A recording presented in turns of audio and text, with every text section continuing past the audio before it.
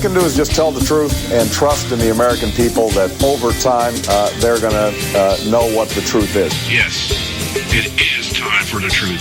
Right here, right now. This is the Conservative Syndicate. Real conservative talk from real conservatives.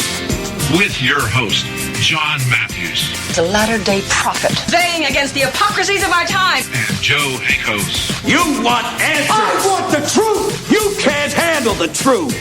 The Conservative Syndicate is comprised of some of the most informed pundits and activists available today. Together, we seek to tear down the imaginary wall, a separation between church and state through education, information, and engagement on the religion of politics and the politics of religion.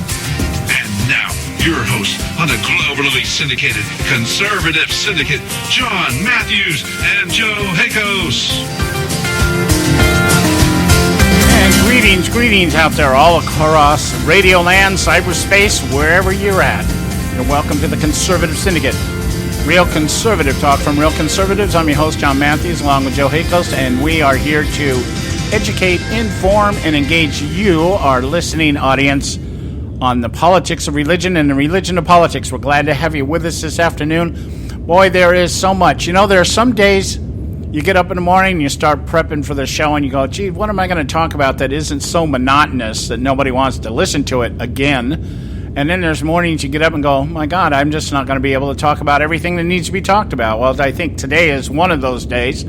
So we'll do our best between today and tomorrow. Some very important topics here. I think that we need to really get in order. We need to kind of line up our ducks here. We need to get things in order here, and just make sure that everybody knows what's going on out here in today's environment. Anyway, glad to have you with us.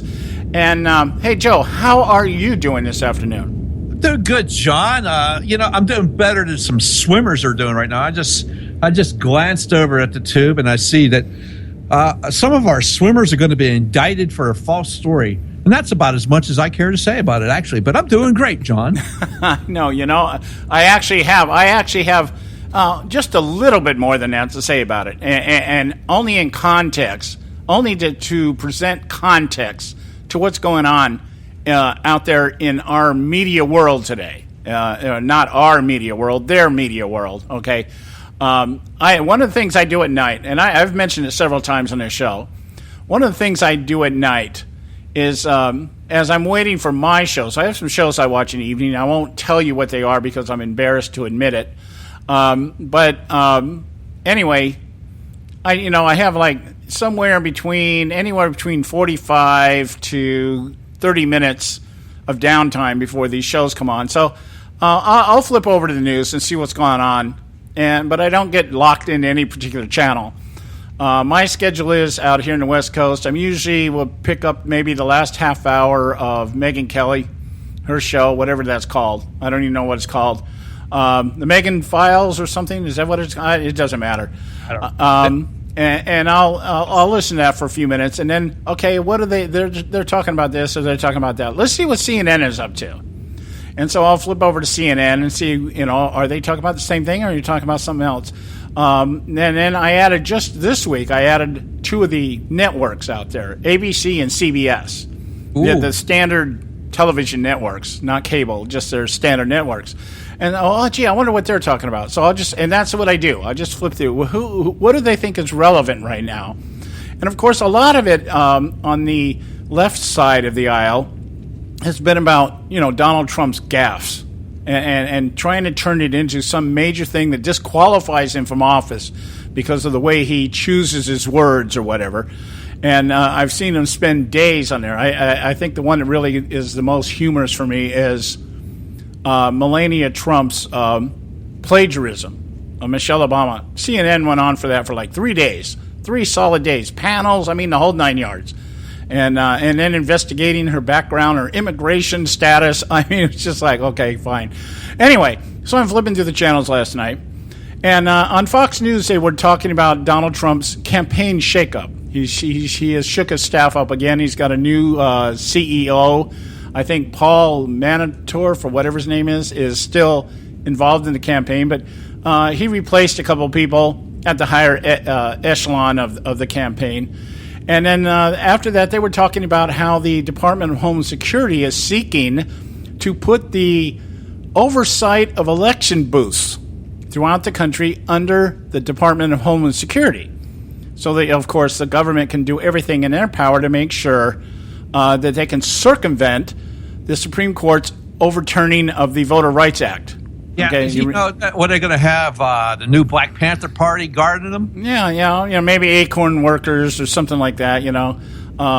Maybe prisoners. They're prisoners just out of prison. We'll give you the right to vote. Well, you can't vote, but we'll let you man the tables. That kind of stuff. I don't know. You guard the sanctity of everybody's vote. Yeah. So anyway, I flip over to MSNBC, and Rachel Madcow's out there, and the big story, of course, is just what you said: the detaining Olympic athletes from America, Gunnar Bentz and Jack Conger. They were released Thursday by Brazilian authorities, but their passports have been taken. Yeah, well, they've just been indicted. Yeah, and so they're being charged. yeah, and so their passports have been taken from them. And they're detained. And then the other guy, Ryan, what's his name? Ryan Lochte? Yeah, Lochte. Brian Lochte, who's, he's almost on the same par with Michael Phelps in terms of popularity and celebrity. He's won a few medals, this, that, and the other. He got out of the country, but he is the one, and this is all around the idea or the assumption now, or the accusation now, the allegation by Brazilian authorities that these guys lied about being robbed. And what actually happened, apparently, was they were so drunk. They were at a gas station somewhere. They were so drunk, and they were urinating in the parking lot, and they did some minor property damage to the property or something. And apparently, they were accosted by a security officer. That's what the story is coming out now. Anyway, the point being, what's the most important thing going on in the world right now? Some Olympic jocks getting busted down in Brazil for being drunk. Yeah. Okay, there it is. And people are up here with everything that's going on in this country. Well, everything. There's a major situation in Louisiana. We got floods down there, John. Did you know that? Yeah, and even that. Apparently our president has decided that it's not worth getting rid of his vacation or ending his vacation to go down and visit the people down in Louisiana. Not even get on a plane and fly over and wave to them as he accused George Bush. You had something on that, didn't you, Joe? Yeah. Why don't we listen to Barack Obama talking about how horrible those Republicans are and George Bush was, how much help they didn't give those poor people in New Orleans when Katrina hit. Oh, yes, here's Barack telling us all about it. Remember, Barack's doing what now? He's playing golf right now. Because when the people of New Orleans and the Gulf Coast extended their hand for help, help was not there. When people looked up from the rooftops, for too long they saw an empty sky. When the winds blew and the floodwaters came, we learned that for all of our wealth and our power, something wasn't right with America. We can talk about what happened for a few days in 2005, and we should. We can talk about levees that couldn't hold, about a FEMA that seemed not just incompetent, but paralyzed and powerless, about a president who only saw the people from the window of an airplane instead of down here on the ground, trying to provide comfort and aid.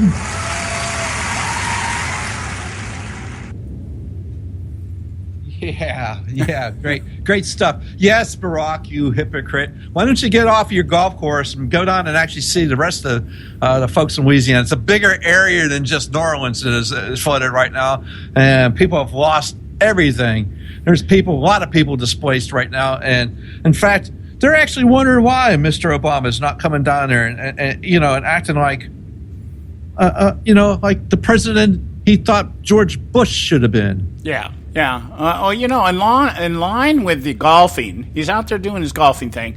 Major news. This was another major headline the other day, by the way. Obama has surpassed 300 rounds of golf since his time in the White House. And I guess he just wants to solidify that as, another record-breaking accomplishment of our president. is to have played the most rounds of golf than any other president. I guess that's more important than helping people down in Louisiana. But doesn't it underscore Donald Trump's accusation that the left only cares about the black community, because Louisiana, the area that we're talking about, is largely black and poor. Okay, and Democratic. And it just underscores that the only time the Democrats care about these people is election time. Absolutely. And other than that, hey, fend for yourselves, man. This is my last time at Martha's Vineyard, man. I can't disrupt what's going on. Michelle just wouldn't have it. Yeah, I'm just not going to go away from Martha's Vineyard just for that. But you know what I will leave Martha's Vineyard for is I will go campaign for Hillary Clinton right now. I'll go to one of her events. I'll make sure that I talk good about Hillary. Yeah. People in Louisiana, you're not going to vote for me anymore. So the hell with you. Quack, quack, quack. Okay, hey, look, it's time to take a break here. We got our first break coming up. When we come back, we'll get into it. We got a list of things we're going to talk about today, and I don't know how many of them we'll get through, but what we don't get through today, we'll get through tomorrow. So stay with us right here at the Conservative Syndicate. Don't go away. We'll be right back. A healthy attitude toward human politics will be relentlessly cynical. Consider us health food for the heart, mind, and soul. TheConservativeSyndicate.net. Real conservative talk from real conservatives.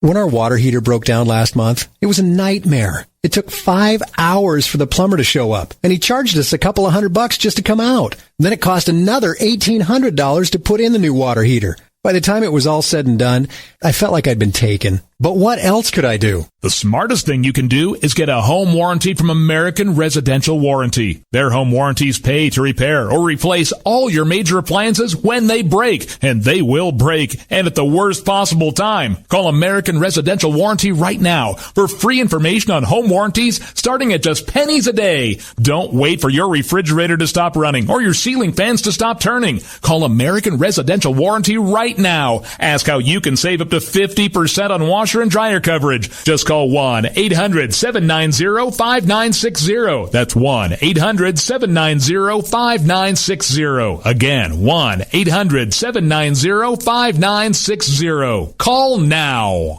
Limited time offer, 24-month commitment and credit qualification require cancellation fee, auto pay, and paperless billing and other restrictions apply. If you can't see the difference, why pay the difference? Switch to Dish for the best deal in entertainment. Only Dish brings you the best in entertainment for less than $20 a month. Cut the cable and don't get directed. Switch to Dish because at just $19.99, Dish saves you every time you turn on the TV. It's so simple. The same channels cost less with Dish. So since you can't see the difference, don't pay the difference. Switch to Dish for the best deal in entertainment. Get premium movie channels free for 3 months, starting at just $19.99. Dish saves you every time you turn on the TV. Call now to save with Dish. Dial 1-800-600-1645. That's 1-800-600-1645. The same channels for less than $20 a month. Dish. Call 1-800-600-1645 for details. Hey folks, if you're like me, you don't place a whole lot of trust in today's media for the real truth and facts regarding the volatile world of finance and politics. When I want the real scoop on money, I go to the most trusted source I know, my good friend and colleague, Bob Cardoso. Bob is a noted expert with a PhD in international finance who airs his nationally known, globally syndicated show, Robert Cardoso Live Daily, Monday through Friday, 3 to 5 p.m. Pacific Time. With Bob, you get the right information at the right time from someone who knows his business and can help you make the right decisions concerning yours. Again, Bob airs daily, Monday through Friday, 3 to 5 p.m. Pacific Time. Visit his website at robertcardosolive.com for information regarding stations and topics. That's robertcardosolive.com. Check Bob out. You'll be glad you did.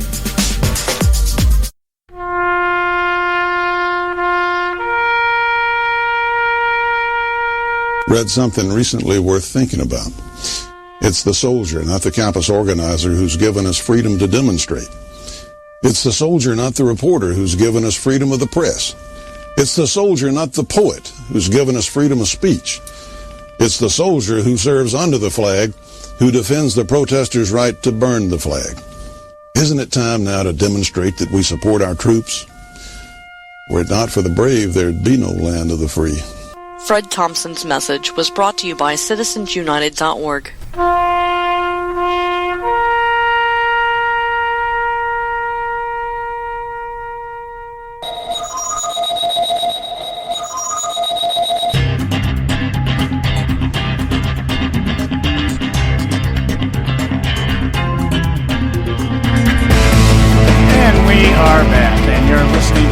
Conservative Syndicate, Real Conservative Talk from Real Conservatives. I'm your host, John Matthews, along with Joe Hakos. And hey, I want to expound a little bit, but in a different direction here, just for a moment.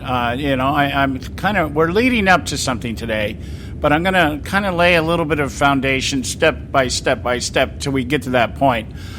We were just talking before the break here about Barack Obama's apparent, all of a sudden, disconcern about what's going on in part of the country where back in 2005 he made such a big deal about the necessity of the president being involved firsthand when someone in a part of the nation is experiencing some kind of disastrous calamity. And all of a sudden it doesn't seem to mean anything because he's on vacation. And this isn't the first time, actually. I'm not going to go into a big timeline chronological recall here. But the fact is, there's been many times where there's been something going on, whether it be something happening here in the United States or something happening abroad, terrorist activity. And, the Paris thing really is, I think, a great example with everything that was going on down in Paris when they had the terrorist attack down there. Yeah, the Charlie Hebdo, when they had that march of like 500,000 people and all these leaders went to Paris to lock arms and walk down the street together and show a solidarity. But Barack Obama was somewhere else, I think, playing. Yeah, he was. And I think when they had the bombing there, it was during the soccer game or something like that. And what he was on, I think he was on vacation or he was fundraising or something, and didn't seem to think it was that imperative to respond right away. That kind of stuff. So this is a long history with this guy. Until he can find how whatever he's going to say will work politically expediently, he doesn't really say anything. I mean, there's been times where there's been a couple of days, 2 or 3 days, the White House might say something, that joke of a press secretary, Josh Earnest. So, they might come out and say something, or, somebody in the Department of Homeland Security or somebody in the cabinet, somebody might come out and say something. But we may not hear from Barack Obama sometimes for 2 or 3 days. But we'll sure know who his choices are in March Madness when the NCAA has their championship round. Man, he's right out there, right? I mean, this is the kind of president we have. But anyway, one of the things that has just kind of, and it did, we knew it was going to do this, the ransom money that was paid in the Iran deal. Oh, yeah, I was glad you mentioned that. I was going to mention that to you. Yeah, the $400 billion ransom deal here. $1 billion a person to get our people back. But it wasn't really a ransom. It was just a payback for something, a bill overdue from, 40 years ago. Well, that's not what the State Department said. No. But, when we talk about this government, this administration in particular, and should Hillary Clinton manage to survive and get elected, it's going to be a continuance. It's going to be on steroids. I mean, we're talking about a woman who has learned how to funnel money from foreign interest. In fact, I was just thinking of the relationship today between Clinton and Russia. Everybody's making this big deal about some kind of relationship between Trump and Russian hackers and stuff. I'm thinking, why isn't anybody talking about the relationship between Hillary Clinton and Russia? Thank you. Okay, but anyway, I want this one thing about the Obama administration. This is why I'm bringing this up. These people have learned how to embezzle taxpayer money to their advantage. There's a couple of things going on out there that people really need to pay attention to, and it's not getting any airtime at all, or virtually little airtime. The first, of course, I'm just give you the headline, and we'll talk about it probably a little bit later. But that it would be Aetna pulling out of 11 of the 15 remaining state exchanges. There's been 12 of them that have been shut down because they haven't been able to function. And Aetna is saying, we're not going to do this anymore. And the reason they're not going to do it is because we're not making money. Despite what Barack Obama wants us to believe, these insurance companies are still private sector businesses. They're still in the business of making money and making money for their investors. Yeah, but they're regulated now by the government. They have to go by federal mandates and dictates as to what they're going to provide people. Yeah, it's almost kind of like a quasi-institutional Freddie Mac, Fannie Mae kind of thing. They're supposed to be private, they're semi-private, but now they've got the government intervening. But anyway, my point being, I'm glad you got that. Keep that in mind. The semi-private thing. Keep that phrase in mind. Yeah, because it plays into. See that? Well, I'm getting ahead of myself here. Let me get this little piece out here first, and then we'll get into that. Shakedown. People have learned how to shake down the government. Okay, and I'm not just talking about Jesse Jackson or Al Sharpton, people like that. I'm talking about a lot of activist organizations out there. I'm looking at an article here by a guy named Jason Devaney, and I don't remember where I got this. I think I got it from the Business Insider. I didn't mark it when I copied it. Improper classified heading. Okay, so I didn't mark it. Daily Caller. Oh, I'm sorry. It's from Daily Caller. It's right in the headline.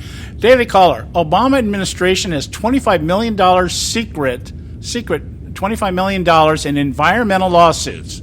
Okay, now you think, oh, well, somebody's suing the administration? Not someone, a bunch of people. Okay, now I'm going to read you a couple of paragraphs of this article to put it in context, and this will feed in. You may think, well, what's this got to do with anything? Just stay with me. Method to my madness. Okay, the U.S. government has kept the recipients of $25 million in legal fees stemming from environmental lawsuits a secret in the Obama administration, according to a new report. Now, the most transparent administration in history. The Daily Caller News Foundation discovered that more than $49 million in public money has been paid to lawyers stemming from lawsuits pertaining to three major environmental laws during President Barack Obama's time in office. Roughly half of that money has gone to parties whose names have been withheld from public records. Okay, now flashback to the Iranian ransom here. Okay, we don't know where that money went. We know it went to somebody with an Iranian name, though, or names. Okay, cash. Okay, it's no surprise the Treasury Department is hiding who gets the money in these transactions. Adam Andrzejewski of OpenTheBooks.com told the Daily Caller, because these suits involve the federal government, taxpayers have a right to know where their tax dollars are going and what agendas they're advancing. Now, there's the key. Yeah. Now, the way this works is left-wing environmentalist activists, wackos, whatever you want to call them, what they do is they sue the government because the government isn't doing something that they think they should be doing to protect the environment. That's how it's working. So, okay, 512 citizen lawsuits, but the names are being kept secret, okay, regarding the Clean Air Act, the Clean Water Act, or the Endangered Species Act. Okay, now all three of these acts are been major players in Barack Obama in determining things like the XL pipeline is a threat to the environment, that kind of stuff. Okay, but these are citizen lawsuits, meaning private citizens supposedly are suing the government over things within these Clean Air Act, within the Clean Water Act, or the Endangered Species Act. We're not talking about people suing the government for the purpose of saying, hey, stay out of our air, stay out of our water, or stay away from our animals. They're being sued because they're not doing enough. Okay? Now, what happens is the government then says, well, rather than take this through the courts and quote-unquote waste taxpayer dollars, we'll just settle the lawsuits. Now, think about this for a minute. Sue and settle. Okay, if you're a private citizen out there and you're filing a lawsuit and you're suing the government for something that you think the government should be doing, and the government comes back to you and says, we don't think it's worth going to court for, so we'll just settle. $49 million out there. If that is not laundering money into activist organizations, I don't know what is. Now, get back to the Iran $400 billion ransom. Okay? I'm just kind of like, it's the same kind of thing. we call it something other than what it is. But it really is just paying people off to help. They are supposed to help us advance our agenda. So what we do is the government gets sued. The government turns around and basically gives hush money back to these people so that they can turn around and use taxpayer dollars to do what? To advance the agenda that the government wants to advance anyways. Yes. Isn't that awesome? Yeah, and the government is free and clear from any blame. Yeah, that's great. Hey, John, so do you think this will stop with Hillary Clinton if she gets elected? Yeah, just think of it. Just think of it. And not only will the taxpayer dollars be going to help environmentalists, quote unquote, how much of that money will end up in the Clinton Foundation? Well, speaking of the Clinton Foundation, I just saw this today, John. You'll love this. This kind of goes with the same thing. When I asked that question, will it stop with Hillary if she gets elected? Clinton Foundation, check this out, will stop taking foreign corporate donations if Hillary's elected. The Clinton Foundation, this is from Breitbart, out of today, all right, from Breitbart News in New York AP. The Clinton Foundation will no longer accept foreign and corporate donations if Hillary Clinton is elected president. Former President Bill Clinton tells staff members on Thursday that it will also hold its final Clinton Global Initiative meeting in September in New York, regardless of the outcome of the November election. The former president made the announcement in the afternoon meeting with the foundation staff, according to participants who spoke with the Associated Press on condition of anonymity ahead of the formal announcement. Bill Clinton said if Hillary wins the White House, the family's foundation would only accept contributions from U.S. citizens and independent charities. He added the foundation will continue its work, but plans to refocus its efforts in a process that will take up to a year to complete. Oh, I feel so much better about that. But they've been taking so much foreign cash and they've been funneling it and siphoning it off so Hillary can be rich. Yeah. Amazing. Now, yes. One other thing here. One other thing in context with all this. I hope you guys are all put these pieces together. And I didn't get the notes on this one, Joe, because I got it. I put this down just like minutes before we went on the air today. I'll give you this last one about the Clinton Foundation, so that's all right. Yeah, okay. Justice Department announces effort to end use of private prisons. Okay, here's another shakedown that's going on. The Justice Department has launched an effort to reduce and eventually discontinue its use of privately operated prisons, according to the department's second-in-command. Okay, now, they're saying that basically it's costing too much money to sublet prisons. That's really what's going on here. Well, no, hold on now. Let's understand something now. The reason why they're using private prisons is because the government said it costs us too much money to have the government run the prisons before. Yeah, and so they started subcontracting private prisons to alleviate having to build new federal prisons. Thank you. Now they're saying what the problem is that it's costing too much to sublet these prisons, private prisons, because the people that are being put in these prisons are they're too hard to manage. And now, I guess the context of that. Let me put it in context. I'm trying to put it in context. It says basically that there's a higher level of incidence amongst people that are being sent to prisons from on the federal dime. Now, I don't know how that plays out, but here's the point. The prisoners that we're talking about here are low security, criminal, alien adult males. Okay? And when I read that, I just thought, wow, okay, maybe are we going to start transferring people from Gitmo to these places? I don't know. But the point being, it's another play on the immigration thing, because you know what this will do? This is what the plan is, guys. I'm just mentioning this because this is all underhanded, under the table, behind the scenes, sneaky stuff that this administration is doing to further its agenda outside of the oversight of Congress and the Constitution. Okay, if you start closing down or you start shutting off funding for this, what's going to happen to these prisoners? They'll have to go somewhere. Or they'll have to be released. Yes, again, they'll have to go somewhere. They have to be released because the federal prisons are already screaming about overcrowding. Okay, so what's going to happen is we're going to take all these people out of private prisons, and now we're going to move them all into federal prisons. That ain't going to happen. That ain't going to happen. And because what's the big cry coming down the left right now? There's too many people in prison. We've got too many black people in prison. The minority rate is all that. Okay, so that's the problem. So just think about that. We're going to go to break, and we'll maybe tie this together when we get back, and then we'll move on because I got a couple more topics before we get to the big one. So stay with us right here at the Conservative Syndicate. Don't go away. State Talk Radio, WRS Cleveland.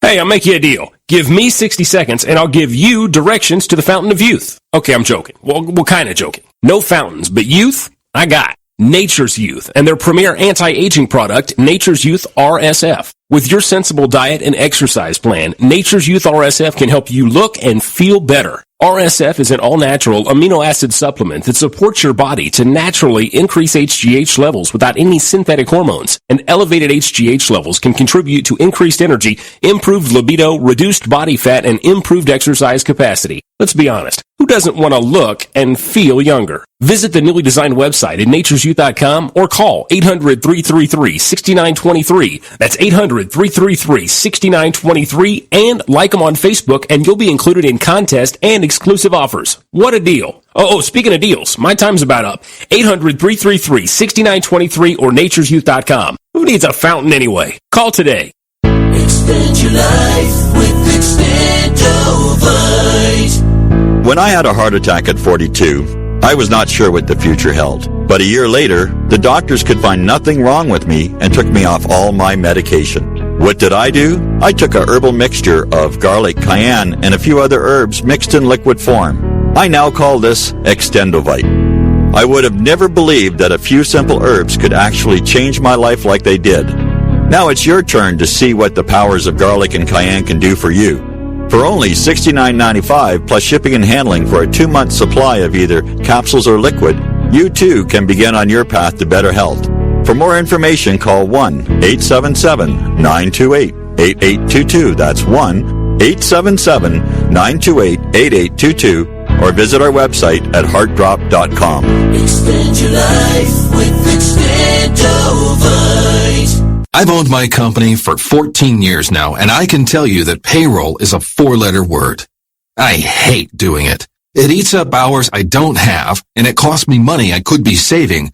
But my accountant's too expensive, and I'm not sure who to call, but I know I need help. We're Paychex, and we take all the hassles out of small business payroll. We save you time and money. It's easy. Call, fax, or give us your payroll information securely online, and we take care of the rest. We calculate the correct taxes, manage payments and direct deposits. We even send out your checks. Payroll doesn't need to be a 4-letter word anymore. We're so sure that we can save you time and money that we'll give you a month's payroll free. Just for calling 877-663-3830. Get 1 month's payroll for free. Call Paychex right now. 877-663-3830. That's 877-663-3830. Hey, I don't back anybody unless I believe in them. And I do believe in the value of investing in gold and silver. And the company I trust to buy my gold and silver from is Swiss America. I've been working with them for nearly a decade. I trust them, and you can too. Swiss America will help you sort through and find the best options available when you're considering investing in gold and silver coins. Listen, for over 30 years, Swiss America has been offering Americans what they want in their investments: safety, liquidity, quality, reliability, and a potential profit. Gold and silver have a place in every investor's portfolio. So, why not let Swiss America help you diversify your investment portfolio now? Call now for free information.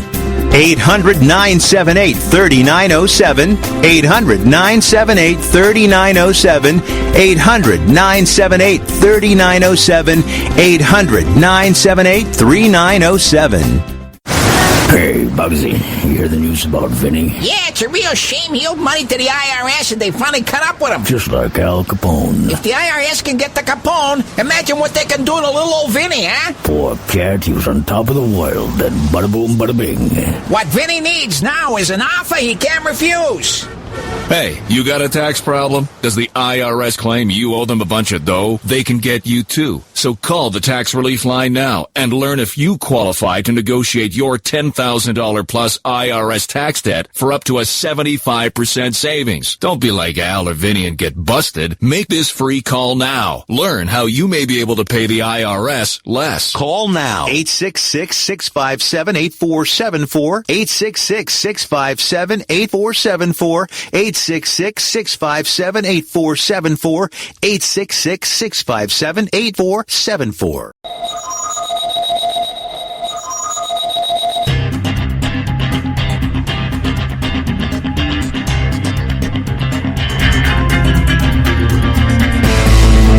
right, hey, we're back, and you're listening to the Conservative Syndicate, real conservative talk from real conservatives. I'm your host, John Matthews, along with Joe Hoikos. And hey, just one other note here, quick note here, just in context of us talking about the pulling of prisoners out of private prisons that I guess have been sentenced to sentences by the federal government. Okay, the idea, as we said before, was the federal government was thought a cost-effective way of incarcerating people, of course, was to do what? It was to put them in private sector prisons, and now it's come to be what they think. There's two aspects of this. One is the cost involved.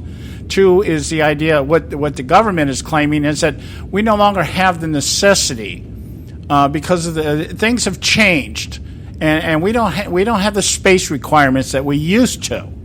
That's what they're claiming right now. But in the same breath, see, this is what I found hypocritical about it, because all we hear from the left is how the population, the prison population, is just exploding because of racist cops that are out there incarcerating every black man they can get their hands on. Okay, but now the government's saying, no, we want to do away with this. Now, the closing line on this article I'm looking at here, I have no idea. I was not aware of this, but I'm just going to throw it out there because I think it's something we can ponder in our spare time if these are the kinds of things you like to ponder on. Of course, if you're liberal, you're more worried about our estranged Olympic jocks down in Brazil right now. But some of us are worried about the big stuff, okay?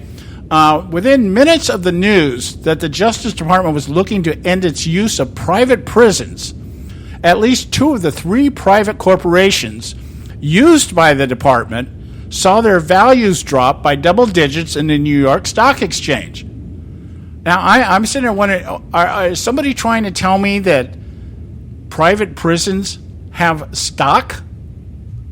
Well, the corporations do, yes, John. Okay, corporations. What kind of corporations? Well, the prison corporations. I mean, there are quite a few of them, actually. So there's corporations making enough money in the incarceration of people that they have a listing on the stock exchange. Am I hearing that right? Well, the government needs them, John. Okay. So what's that mean in terms of... And the states use them as well. Okay. And they use them for not only for the facilities, but the manpower to man these places. Okay, but I can't... The logic of having stock issued on prisons doesn't make any sense to me. Well, is there stock on Planned Parenthood? Yeah, well, yeah. Well, yeah, but there's money in baby harvesting. So there's money in prisons now, too. Yeah. So this the last line is saying that this has been a long-standing priority for the progressive wing of the Democratic Party.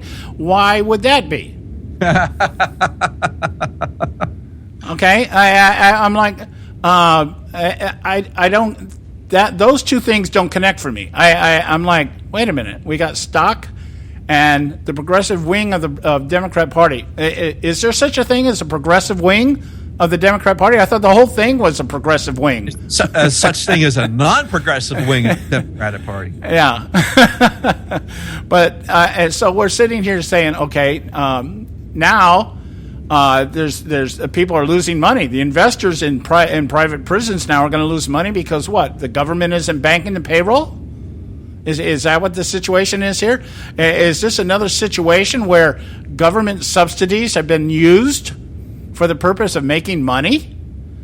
the government subsidies that are coming into prisons, because that's what they would be. If we're saying, okay, we're going to use private prisons to incarcerate people that have been found guilty through the federal system, and now we're going to put them into private prisons, and oh, by the way, we have to pay the bill for that. So that must be, geez, that sounds an awful lot like state exchanges. Oh, yes, it does, doesn't it? Doesn't it? The same structure, the same kind of structure. We'll subsidize any money that you might lose by taking on our business. What we're in the business to. So now, if we get into the insurance thing, and what's going on with Aetna right now, and I'll just throw this out there. I want your comment on this, Joe, because I know this is something that certainly would perk your ears up here. Okay. The Department of Justice, yes, has blocked the attempt by Aetna to merge with Anthem and Cigna, and Aetna has, in response, said, "Okay, we're pulling out of the exchanges." Now, Aetna's reasoning is this: we're losing money using Obamacare. And what they wanted to do is they want to do the same thing that the government wants to do with the prison situation. We want to curtail our expenses by merging these companies together so that we can expand what we're doing rather than have to cut back. And the government's coming back and saying, no, you can't do that, and we're going to block it. We're going to do everything we can. Now, the government is arguing this. If we allow these companies to merge together, we are creating a monopoly. And monopoly will reduce the competition. Now, I'm sitting here thinking, how many big players out there that could get into Obamacare to begin with? And what was the promise? The government would subsidize any losses that they took so that they would retain profit, they would make profit, and they would make more profit because there's a mandate now that requires that everybody has insurance.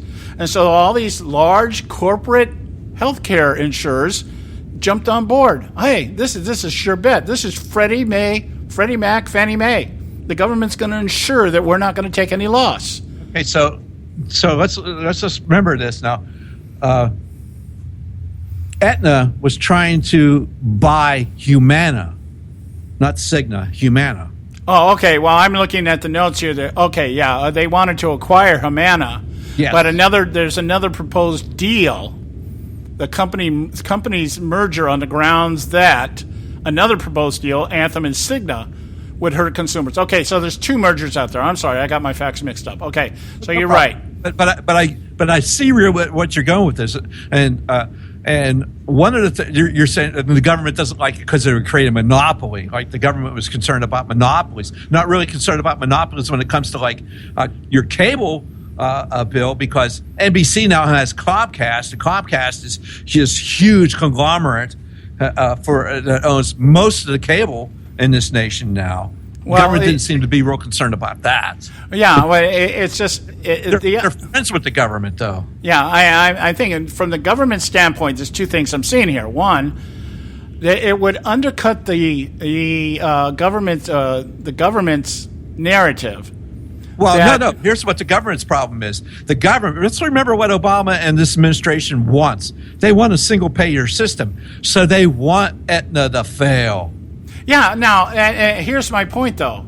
You would think that if monopoly was the major thing that they were worried about... They don't care about that in the least bit. Okay? If the monopoly was really what they're worried about, you would think that the narrative that's being sold us on the single-payer system is that it would create more competition. Okay? So if we're sitting here looking at this... and the government is saying we don't want mergers because it would reduce competition. But if we inject single-payer system, it will increase competition. No, bullcrap. If they have a single-payer system, there'd be no competition. Yeah, well, the way it's being sold right now is that it would be an option. Oh, okay. Bullcrap. Okay. No, there's a single-payer system. That's it. There is nothing else. Yeah, but well, that's the end game. I'm talking about the way they package it right now. What the government wants to do. Here's the point. They're collective teeth. Here's the way that I'm seeing it, and you correct me if I'm wrong. The way I'm seeing it is this: the government promised to make sure that the private insurers didn't lose any money. That isn't working. Because why? Because everything the government touches to save money ends up duplicating, quadrupling, and even beyond what it would normally cost to do it in private sector. Now, so the idea of the mandate was supposed to offset this cost rise, any rise cost, and it was supposed to, basically the idea was we build up the volume within the corporate structure. And the volume would lower the prices per person, but collectively would bring more money in. But the problem with that is people aren't signing up enough. Right. There are a lot of people signing up, so they can't do it. So these insurance companies that, like Aetna, and you get what you reap what you sow there, Aetna. When you stand up with the government and you put your profit ahead of what you knew was to be right. And they already, don't tell me they didn't know this was the wrong way to go, because they knew it was the wrong way to go. Yeah. And they listened to the government, said the government's going to help you with this because the government's going to make it so people have to do this, and not enough people are doing it. Now they don't have they can't make any money off of it. And the only way they can do it is to merge now. The government wants them to die. Yeah. But here's my point. And I'll make this real quick and maybe talk about it when we get back from the break here.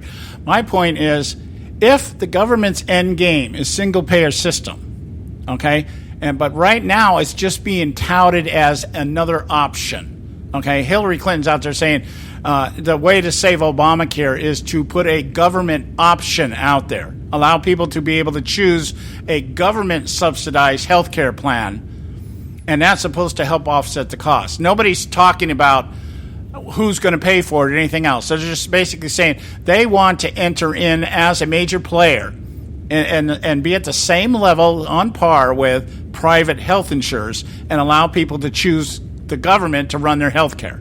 That's what Hillary Clinton's talking about right now. But you would think that in that case the government wants less competition. So why not let these people merge? And then basically the people would have less to choose from. Now you want the private sector to fail, but the idea of leaving all these different options out there and leaving all these these companies intact, it might accelerate to the point where we say, okay, single payer option is the only option. Maybe that's the end game, but I'm just saying. It doesn't make sense. It's almost like the government's cutting off their nose to spite their face. I guess that's what that's the way I'm seeing it. Is that why not let these mergers take place? You've reduced the competition, and now you can do what? You can claim, hey, we can come in with our government insurance company, and maybe we can offset the cost that way, because all we have to do is raise taxes if it gets too costly. That's what they're going to do anyway. The tax is going to be raised whether it goes to a private corporation or whether it goes to a single payer plan. It doesn't really make any difference. Okay, so it's in the marketing of it. It doesn't sound wise to me. If I was in the government shoes right now and I want single payer, and I want to reduce the competition to make what I'm doing in the government more accessible, at least give the appearance of more accessibility, and that way be able to undercut the remaining competitors through costs or whatever it is, regulations, however they do it, however they continue to go about killing the private sector. But it would be great. It's like you've got less people to shoot at if you've got them all in the same circle. Yeah, does that make sense? Oh, okay. Anyway, we got to go to break. We'll be right back. Stay with us right here at Conservative Syndicate. Don't go. A healthy attitude toward human politics will be relentlessly cynical. Consider us health food for the heart, mind, and soul. TheConservativeSyndicate.net. Real conservative talk from real conservatives.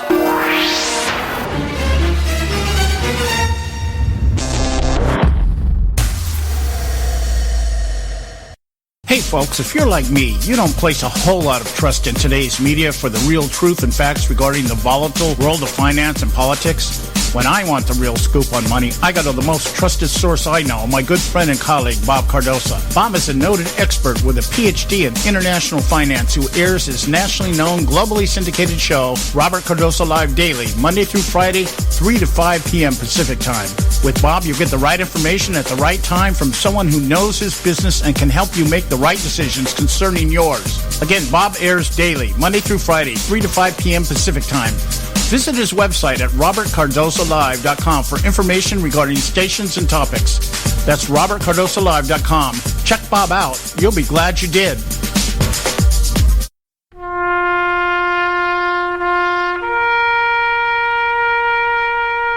Read something recently worth thinking about. It's the soldier, not the campus organizer, who's given us freedom to demonstrate. It's the soldier, not the reporter, who's given us freedom of the press. It's the soldier, not the poet, who's given us freedom of speech. It's the soldier who serves under the flag, who defends the protesters' right to burn the flag. Isn't it time now to demonstrate that we support our troops? Were it not for the brave, there'd be no land of the free. Fred Thompson's message was brought to you by citizensunited.org.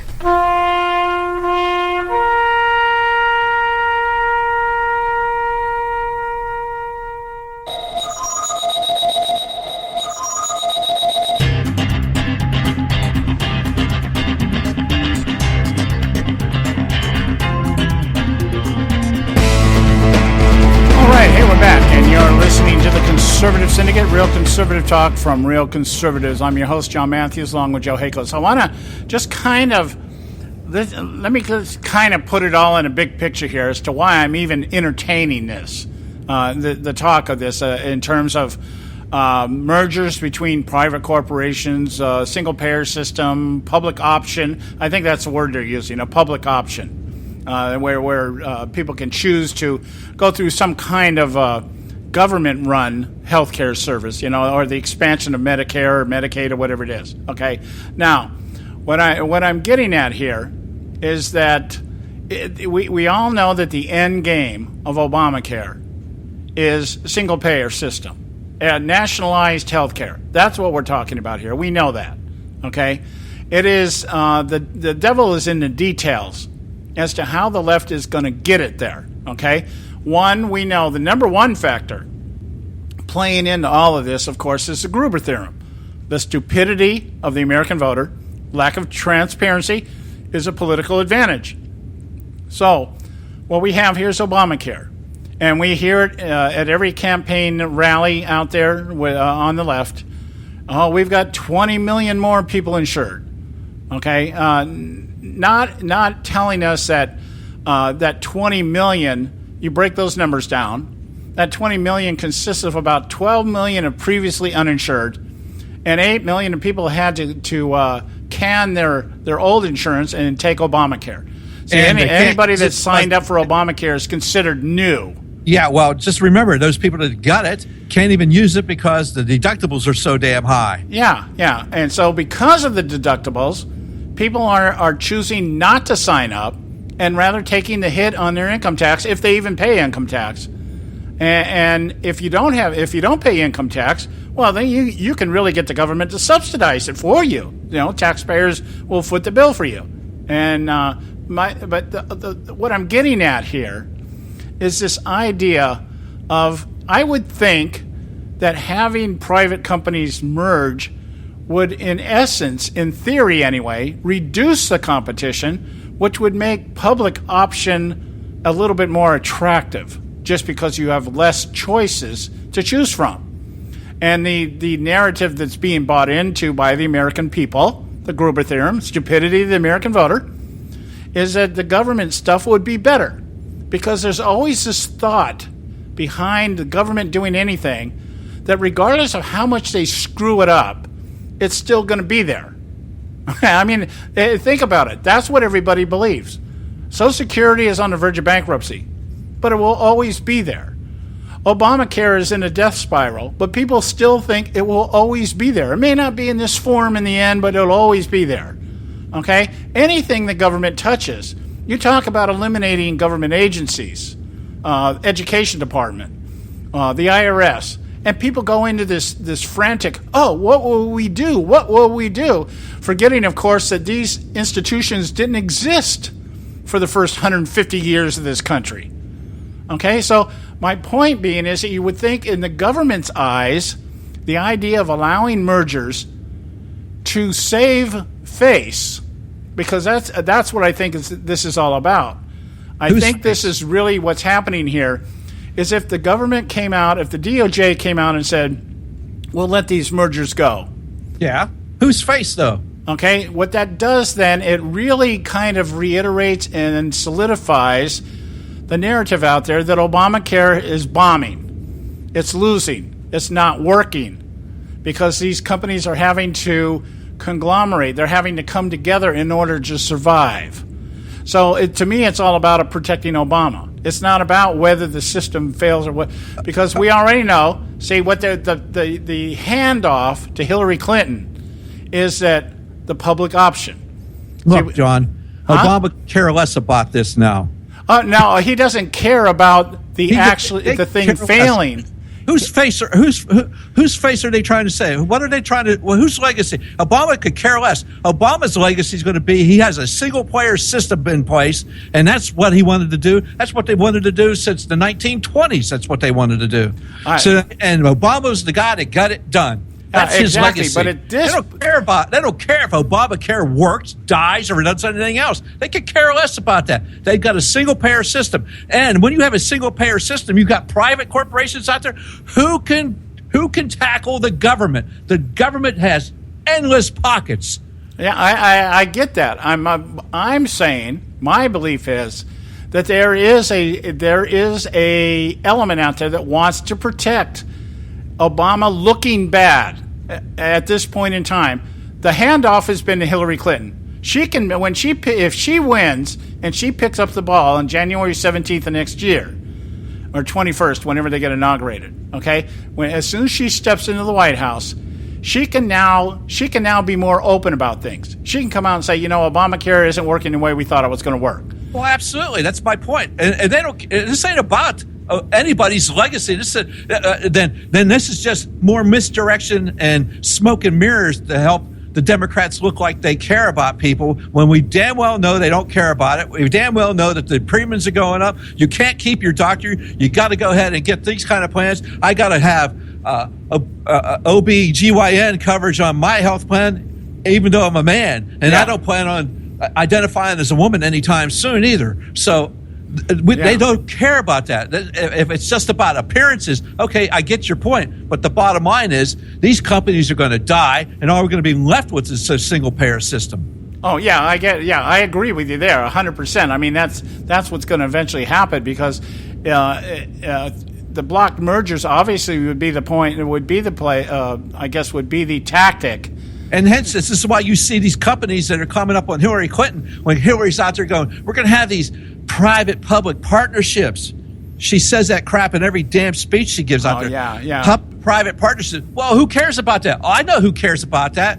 All these billionaires that are lining up that to support her, the 1%ers that she is so at odds with. Oh, but they're all lining up to be with her for some strange reason because they'll have a seat at the Hillary Clinton table. Yeah, well, obviously, I agree with that. I that's the end game for sure. I'm not denying that at all. I'm looking at things in terms of how are they? It may just be a cover here. It may be the process of slowing things down and delaying things. That's all I'm getting at. Anyway, we got to go to break here. We're at the top of the hour. Time for the Edwards Notebook. Pay some bills. We'll be back. We got more for you. The next hour will be completely different. We're going to be a completely different direction. I just wanted to get this stuff off my chest today. Stay with us right here at the Conservative Syndicate. Don't go away. There is great danger when stupid people are in a position of influence.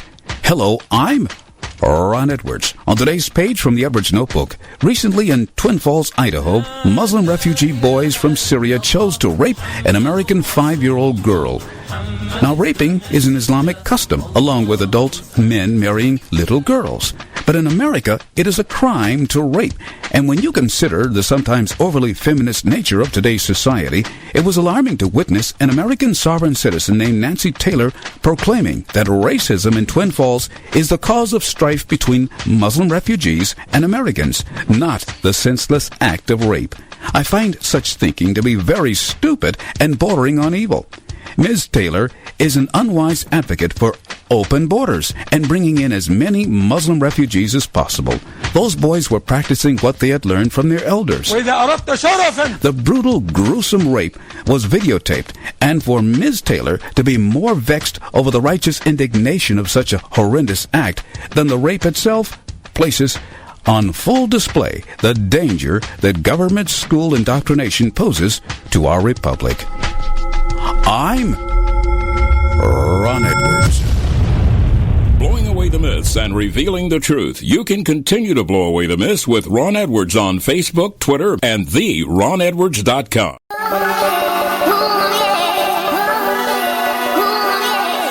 You can catch all our archives at theconservativesyndicate.net. The Conservative Syndicate. Real conservative talk from real conservatives.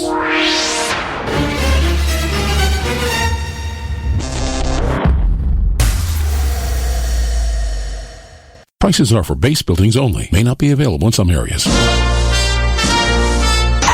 Attention business owners, do you want a stimulus package that really works? Before you spend thousands of dollars more than you should on your next building project, listen to this. General Steel has a stimulus package designed to help you save as much as half the cost of conventional construction on your next building. As much as half. That's right, General Steel can save you thousands of dollars with a pre-engineered steel building designed for your business or church. How about a 50 by 100 foot building for under $30,000? So don't pay thousands more than you should without calling General Steel first and save as much as half the cost and time of conventional construction. With the projected demand for steel in Japan and China, prices may be skyrocketing. 877-927-3360. 877-927-3360. 877-927-3360. Term life insurance. It can be a powerful way to protect your assets and your family. You work hard to earn and save your money to build a nest egg for the future. Don't let it get wiped out because you didn't plan ahead. Take the time now and make a small investment in $500,000 or more in quality term life insurance. Call the Term Lifeline and let us shop the best companies to give you the lowest rates. We specialize in policies of $500,000 and above. Ask about some of our 10 and 20-year fixed rate plans with guaranteed rates. Call the Term Lifeline right now for your free insurance quote. 800-870-3609. 800-870-3609. You owe it to yourself to protect your family and your assets. Make term life insurance part of that plan. Call the Term Lifeline right now. 800-870-3609. 800-870-3609. Hey folks, if you're like me, you don't place a whole lot of trust in today's media for the real truth and facts regarding the volatile world of finance and politics. When I want the real scoop on money, I go to the most trusted source I know, my good friend and colleague, Bob Cardosa. Bob is a noted expert with a PhD in international finance who airs his nationally known, globally syndicated show, Robert Cardosa Live Daily, Monday through Friday, 3 to 5 p.m. Pacific Time. With Bob, you'll get the right information at the right time from someone who knows his business and can help you make the right decisions concerning yours. Again, Bob airs daily, Monday through Friday, 3 to 5 p.m. Pacific Time. Visit his website at robertcardosalive.com for information regarding stations and topics. That's robertcardosalive.com. Check Bob out. You'll be glad you did.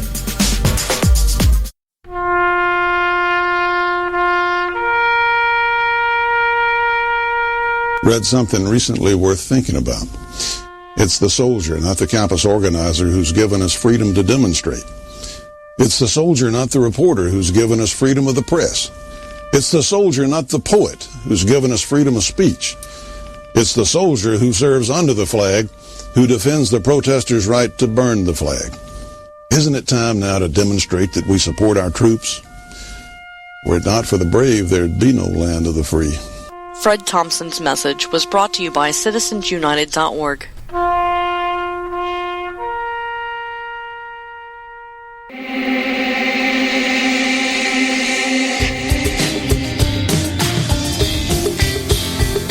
Hey, all you can do is just tell the truth and trust in the American people that over time they're going to know what the truth is. Yes, it is time for the truth.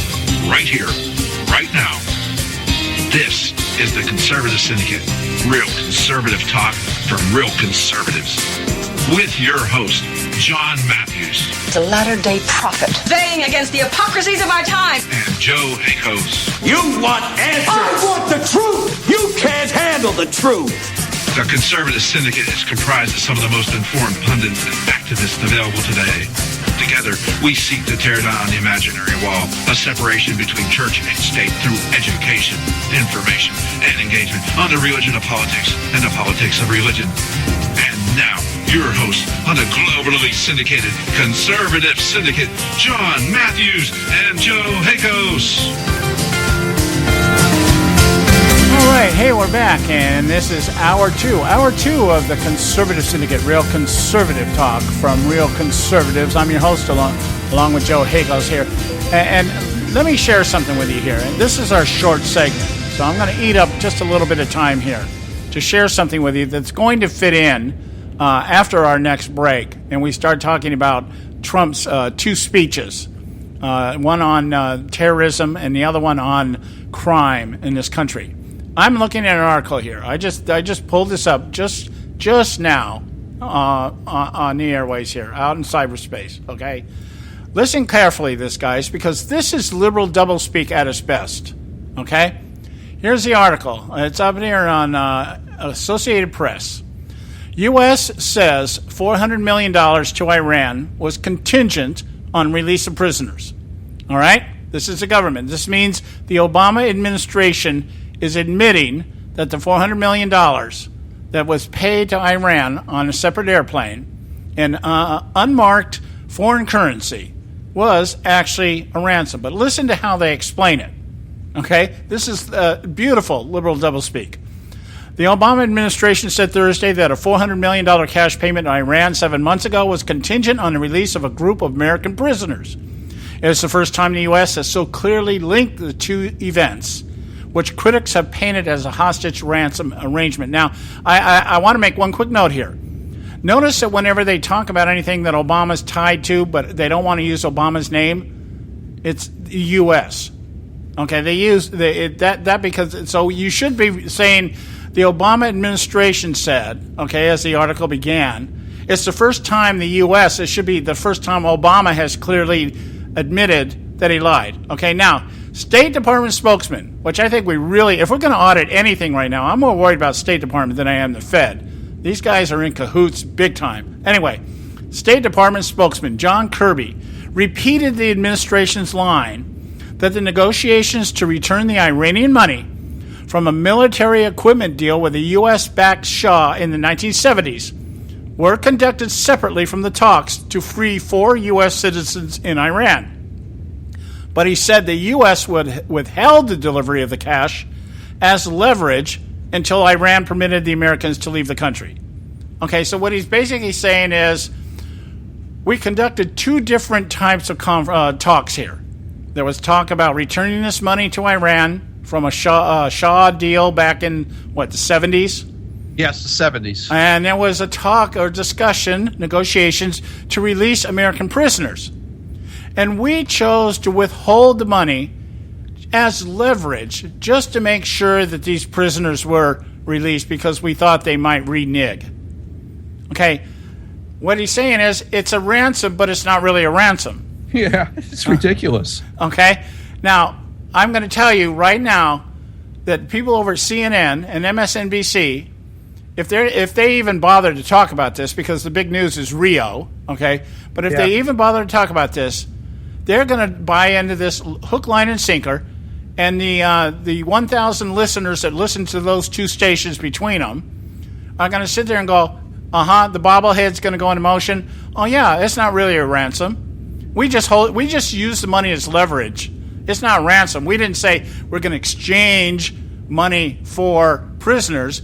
What we did was we're like, you're going to release the prisoners or we won't give you the money.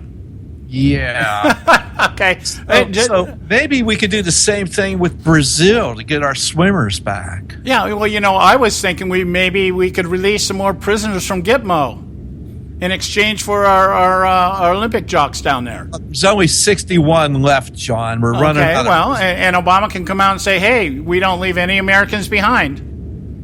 Yeah, we don't leave any terrorists in Gitmo. Yeah, but we got these poor unfortunate jocks who decided to go out and get stone-faced drunk, got themselves in trouble, and I always want here's my thing on this. I'm just say this: if these two guys that are down there in Brazil right now, these aren't guys that meddled in anything, I don't believe, unless they were part of the relay team. Okay, but they were swimmers on the team. I don't know that they won any medals. We know that Lochte won a couple, and we know that Phelps won some, okay? If these guys were not involved in an incident with this Ryan Lochte, do you think it'd be getting the press coverage it's getting right now? I don't think so. I don't know. I don't understand why this is even so much news. I mean...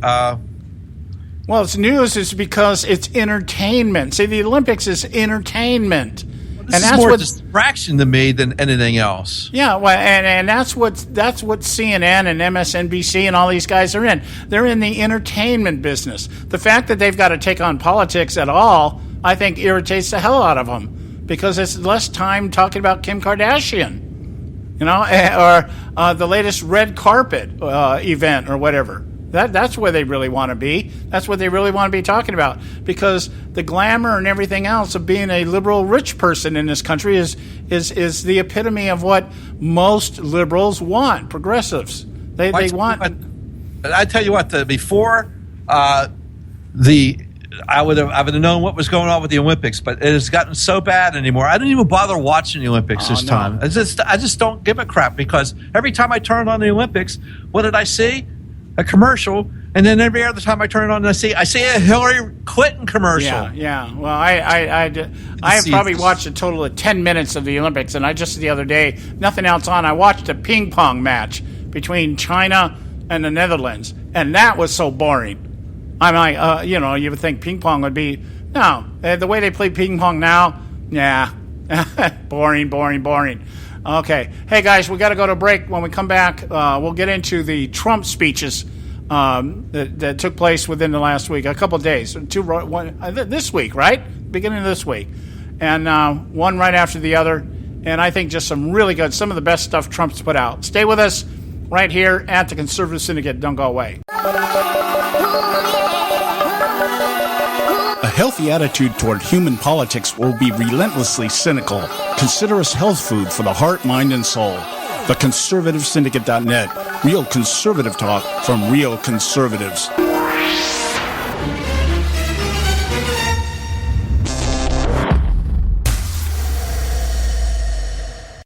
When our water heater broke down last month, it was a nightmare. It took 5 hours for the plumber to show up, and he charged us a couple of $100 just to come out. Then it cost another $1,800 to put in the new water heater. By the time it was all said and done, I felt like I'd been taken. But what else could I do? The smartest thing you can do is get a home warranty from American Residential Warranty. Their home warranties pay to repair or replace all your major appliances when they break, and they will break, and at the worst possible time. Call American Residential Warranty right now for free information on home warranties starting at just pennies a day. Don't wait for your refrigerator to stop running or your ceiling fans to stop turning. Call American Residential Warranty right now. Ask how you can save up to 50% on washer and dryer coverage. Just call 1-800-790-5960. That's 1-800-790-5960. Again, 1-800-790-5960. Call now. Limited time offer, 24-month commitment and credit qualification require cancellation fee, auto pay, and paperless billing and other restrictions apply. If you can't see the difference, why pay the difference? Switch to Dish for the best deal in entertainment. Only Dish brings you the best in entertainment for less than $20 a month. Cut the cable and don't get directed. Switch to Dish because at just $19.99, Dish saves you every time you turn on the TV. It's so simple. The same channels cost less with Dish. So since you can't see the the difference, don't pay the difference. Switch to Dish for the best deal in entertainment. Get premium movie channels free for 3 months, starting at just $19.99. Dish saves you every time you turn on the TV. Call now to save with Dish. Dial 1-800-600-1645. That's 1-800-600-1645. The same channels for less than $20 a month. Dish. Call 1-800-600-1645 for details. Hey folks, if you're like me, you don't place a whole lot of trust in today's media for the real truth and facts regarding the volatile world of finance and politics. When I want the real scoop on money, I go to the most trusted source I know, my good friend and colleague, Bob Cardosa. Bob is a noted expert with a PhD in international finance who airs his nationally known, globally syndicated show, Robert Cardosa Live Daily, Monday through Friday, 3 to 5 p.m. Pacific Time.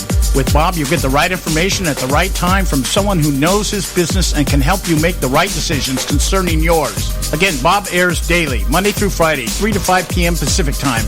Visit his website at robertcardosalive.com for information regarding stations and topics.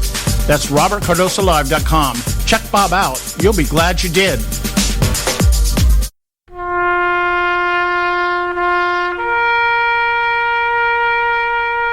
Read something recently worth thinking about. It's the soldier, not the campus organizer, who's given us freedom to demonstrate. It's the soldier, not the reporter, who's given us freedom of the press. It's the soldier, not the poet, who's given us freedom of speech. It's the soldier who serves under the flag, who defends the protesters' right to burn the flag. Isn't it time now to demonstrate that we support our troops?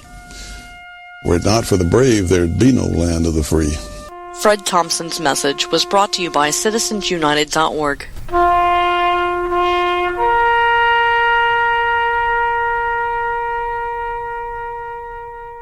Attention taxpayers! If you've received a notice from the IRS or state, do not ignore it. It's also a big mistake to try and handle your tax problem on your own. If you owe back taxes, it's a fact that the government has the power to take everything you own, including your home, business, wages, savings, and your freedom. But here's the good news. There's a special toll-free tax hotline set up especially for you. This tax hotline will tell you about new programs that are geared to help you dramatically settle, reduce, or eliminate what you owe. But you have to call now. Take down this number or put it in your cell phone. But call 866-761-0959. 1-866-761-0959. When you call, you get free information on how you can reduce or eliminate back taxes, including penalties and interest. You can also be helped if you have unfiled returns, a tax lien, wage garnishment, bank levy, or if you've been entered into a payment plan but can't make the payments. Don't make the big mistake in thinking you can ignore or handle your tax problem on your own. You can stop the collection process immediately. Call this special tax hotline today for free info at 1-866-761-0959. That's 1-866-761-0959. 1-866-761-0959. All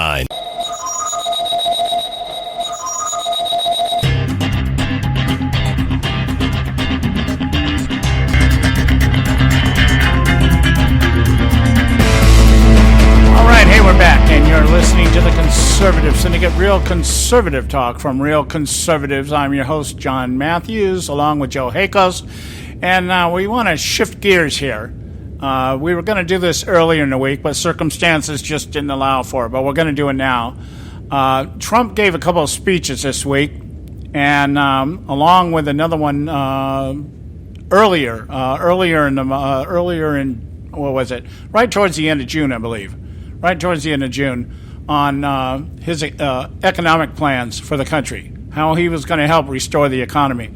But just within the last few days, he gave one speech on terrorism, how he wants to deal with the terrorist thing.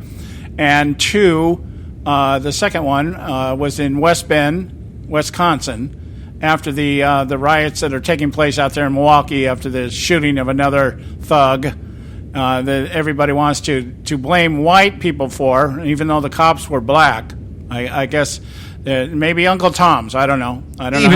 Even though the individual had a weapon, was disregarding what the law enforcement officials were telling him, and the cops shot him. Gee, yeah. I don't know. Maybe he just deserved it. Yeah, I think that the best advice I've ever heard. I had a friend who was a cop. And I had several friends who were cops, but one always struck my mind. His name was James Kavanaugh, old Irish guy, big Irish guy. And I remember he said whenever he approached people, he said, hey, we have two plans here, plan A, plan B. Plan A is you put your hands behind your head, and I come up and I handcuff you. Plan B is I beat the hell out of you, and then you put your hands behind your head, and I'll handcuff you. It was one or the other, okay? And it's up to you. Are we going Plan A or Plan B? Okay. Well, now it's I'm going to have a gun and I'm going to run a little bit and I'll turn around and I'll threaten to shoot you. Yeah. that's what it is now, and it's like I don't and this sovereign citizen bull crap is out there. It's these people. I don't have to listen to you because I don't believe in your law. It's it's get out of here. Then you're going to die. Yeah. So we're going to talk a little bit about both of these speeches here. Yeah. And understand that I think Trump just articulates very well. When I listen to him speak like this, I'm kind of figuring out. I kind of figure in my mind is, it's really a stretch for me to imagine how the left can take some of the things he says and turn it into what they turn it into. Like, for instance, here, real quick, Joe, let me interrupt here. I just had a brain thought here, a rush here. My wife was talking to me the other day, okay? My wife's Filipina. She's Asian. She comes from a country that is pretty much a model, a microcosm of what democratic socialism actually looks like and how it operates. And the way it operates over there is the way it'll operate anywhere. And that is, you've got a few people own all the money, and they disperse it as they feel fit, okay? So anyway, she said her and one of our sons sitting in a restaurant, and both of my wife and my son are Trump supporters, okay? And they were sitting in a Chinese restaurant next to a booth with some people from Thailand. And they were talking, the people in Thailand were talking about the necessity of voting for Hillary Clinton because Donald Trump, if he gets elected, they will all be deported. Okay? And my wife, this caught my wife's ear. Mm-hmm. And she said, I turned around and I asked him, did I hear you right? You think that if Donald Trump gets elected, you're going to be deported? You're from Thailand. And she said, well, he's a racist. He's going to deport all the immigrants. Are they here legally? And my wife just laid into him. I was really proud of her. She just laid into him. You people are idiots. You have no idea what you're talking about. And she explained to me. I won't go into the whole discourse of what she said, but everything she said was basically, you're being lied to. She told me, you're being lied to. You guys think Hillary Clinton is going to save anybody? She's going to protect anybody? She doesn't care about you people. That kind of stuff. And so anyway, and her son was right there with her. And she was said just before she walked out of the restaurant, she started pounding on the table going, Trump, Trump, Trump, Trump. Oh, jeez. But she said the point was... I'm glad she was there. I'm glad she spoke up. I'm glad she tried to give these people an actual point of view that's not the narrative from the media, the leftist media, the entranced political class media. Yeah, and well, she told me that by the time they walked out, they were saying, "Oh, maybe we're looking at the wrong stuff. Maybe we're thinking the wrong way." She goes, "You're damn straight. You're thinking the wrong way." Oh my goodness. Anyway, like I said, what you're going to hear about Trump is the next thing you're going to hear, the story of the day for Trump, right? Is going to be Trump calling himself Mr. Brexit. Yeah. Okay. All right. Now I'm going to turn the con over here to Joe because he's got a clip, and I'm going to let him introduce this segment here. Go ahead, Joe. Well, so Trump he said his new nickname is Mr. Brexit, and the media is going to paint it out there to be, "Oh, you kidding me, Mr. Trump? Right after the Brexit, the British pound went down to $1.50, blah blah blah, or £1.50, and there was all kind of economic chaos going on. And yes, you truly are the British the Brexit guy because it's nothing but chaos with you." And they're completely missing why Trump would even call it, his nickname would be Mr. Brexit. The only reason why Trump is saying that is because the polls. Is Trump having an issue with the polls right now? I would say, as we said, don't just to kind of ignore them. But if you don't ignore them, yes, he's having a little problem with the polls. He's down with the polls. Hillary Clinton has enough electoral college votes to win the election today. But the election's not until November, people. So it got me to think, what was going on about that? The Poland was so wrong with the Brexit. And that's the reason why Trump is doing this. So I have a little clip here. This is Mr. Pollster Frank Lux Luntz on some Fox thing. It looks like it's in the morning here, and they were just talking about the polls and see if you notice anything similar. Now, this was done in, I believe it was July or June. I think this was June. So see if you notice if any of this sounds familiar to of what we've been listening to here in the last few weeks. Some perspective on all this morning. So how come the betting odds were so much against leaving and for Remain? Because the pollsters and the pundits did not understand two key points. Number one is you have to measure intensity because that determines vote. 70% of the Brits turned out. It was the highest turnout that they've ever had in a modern election. More people voted in the referendum than even voted for prime minister in parliament last year. And after intensity, you also have to be able to figure out where that undecided is going. And on issue after issue, attribute after attribute, those uncommitted people, because there weren't many undecided, they were frustrated with government, they were frustrated with Europe, they felt that they didn't have control, and most importantly, they felt that the bureaucrats did not understand them. So if you can get the passion right, if you can get the turnout right, and figure out where the undecided is going to go, that's how you project the election. Donald Trump landing in Aberdeen, Scotland. Scotland, of course, voting to stay. England voting not to stay. What's different? Why? The Scottish are simply contrarian. And they want to have another vote because what's strange to me is that they want to vote out of Britain, but they want to vote in the EU. Right. They want to vote against the people they know the best, and they want to join up with those who know them the least. I don't understand that, but I'll tell you this. France wants to take a vote. Holland will have a vote within the next 12 months. You watch the elections that are happening in places like Austria and Germany. The elites are on the run all across the globe, and the public is saying, not just in America, but all across Europe, the public is saying enough is enough. But when I hear people like Joe Biden ascribe this result to racism, and most people on the left, I think, just assume that this is what happens when bigots vote, it suggests to me that they really have no idea what's going on here. Like, they're still not learning the basic lesson, which is people want secure borders. But not only secure borders, they want a secure life. They don't want to be lied to by those who represent them. They voted against the economists. They voted against their parliament. They voted against the leadership. And every time that the Remain people put the leader of the Conservatives, Labour, Lib Dems, all of them up next to each other, or when they put the former prime ministers next to each other, the public said, this is exactly what I don't want. Stop telling me how to think. Stop telling me what to do. Stop regulating me.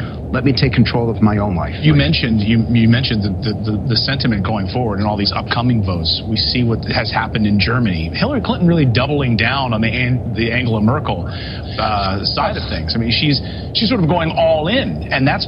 Could that really come back to haunt her? Absolutely. There's a huge message here, which is if you represent the status quo, you're on the wrong side. And this is not just a population that's angry. That's also a misnomer. This is a population that feels betrayed. Wait, but can I say, Angela Merkel's not on the status quo side. She's radically transformed Germany with 1.5 million migrants from the Middle East. That's not the status quo. That's like crazy change. No? But that's not the kind of change that they're looking for.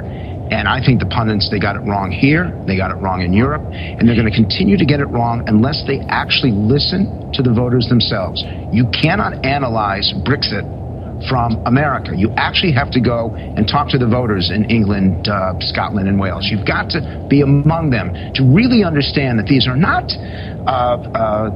people on the extreme. In the exact opposite, they love their country, and they love their communities, and they just want the rest of the world to leave them alone and let them live their lives. And what's wrong with that? Amen.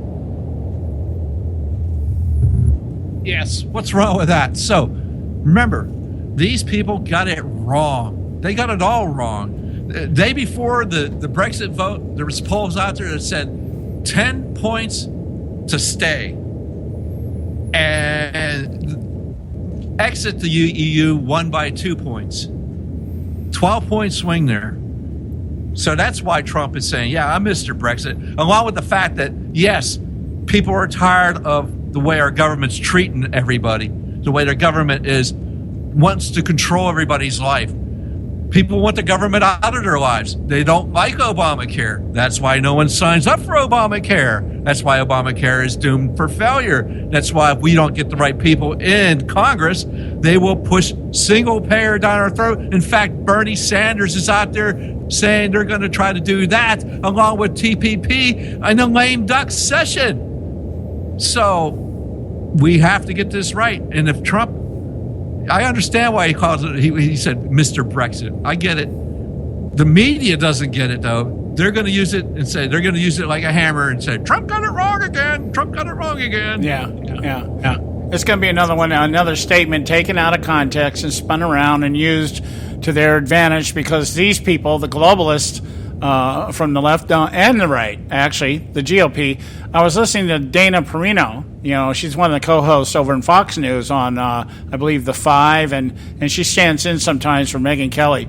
And she's out there telling people, people are telling me to disregard the polls. I can't do that. I can't do that because I just don't think Trump is going to win.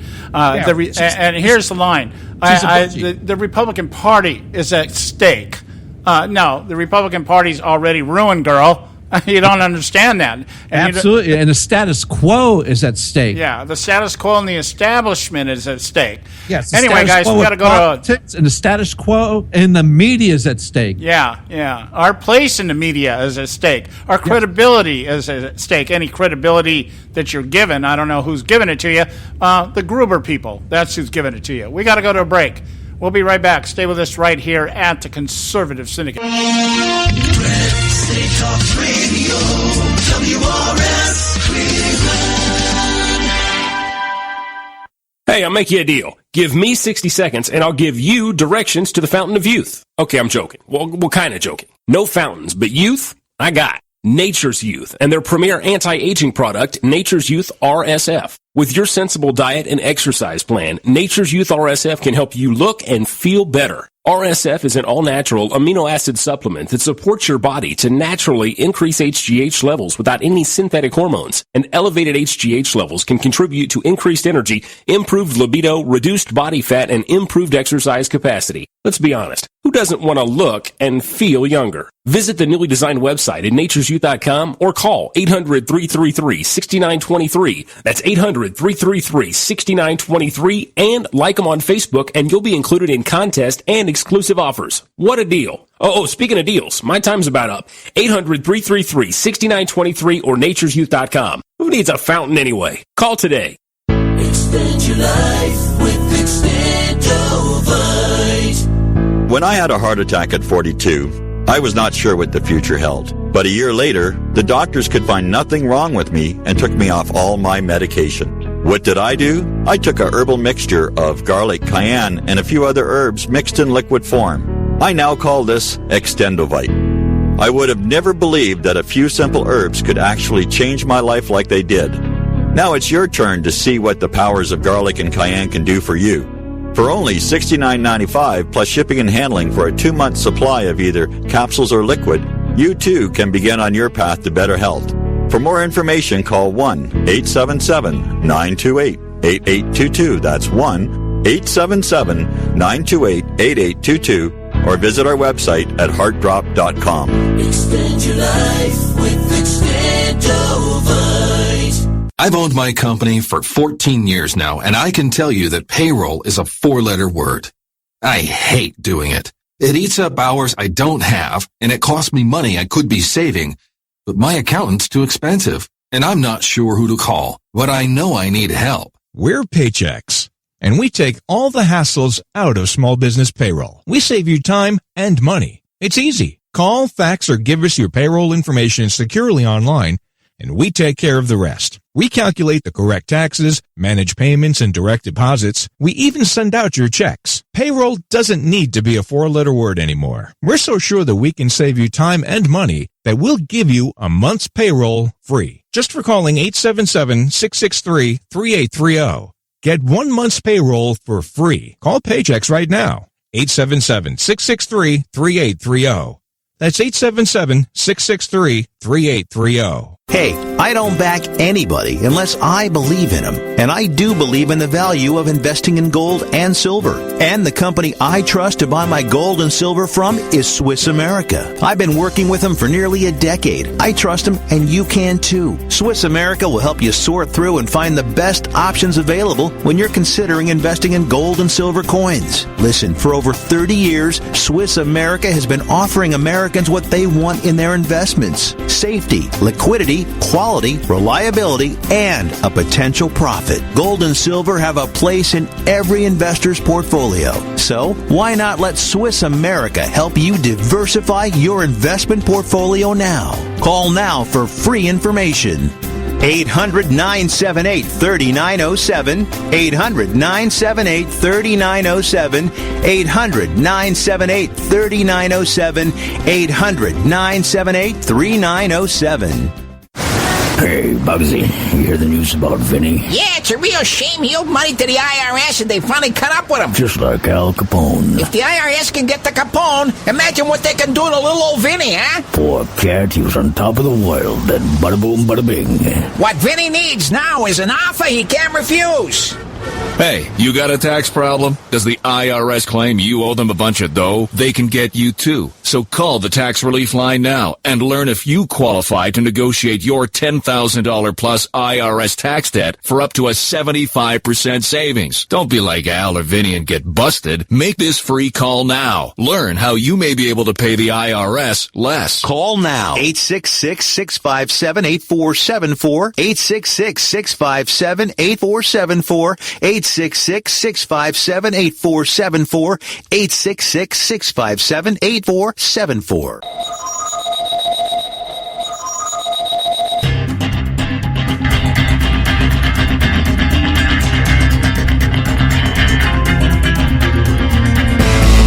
And we're back.